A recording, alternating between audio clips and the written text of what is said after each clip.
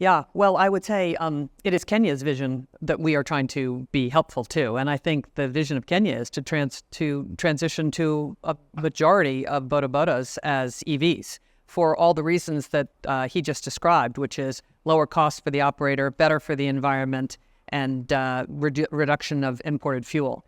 So we're super excited about this. This transition is very real.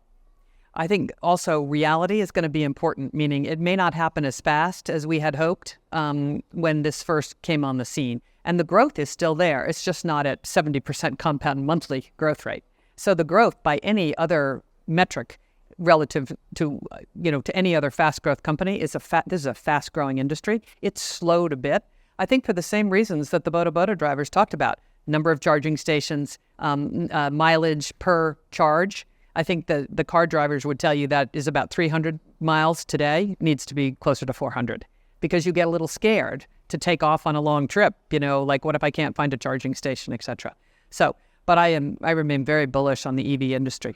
Eleving Group and Mogo Kenya, so far we have invested in the country more than $50 million over the last 5 years as a group in EVs itself, in electric bodas.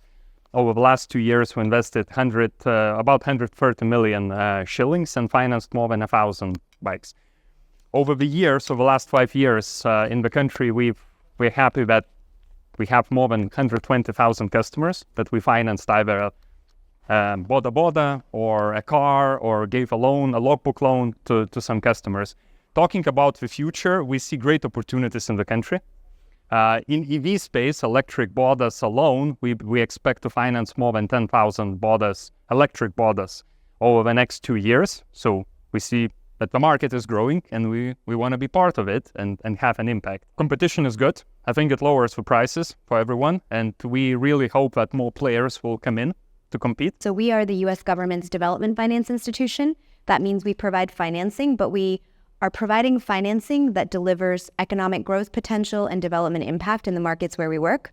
Africa is our largest region of investment. We have over $11 billion, billion with a B, and US dollars invested in sub-Saharan Africa, of which we have about over $1 billion in Kenya, 1.2 billion just in Kenya, and over $1 billion in regional commitments with significant Kenya nexus.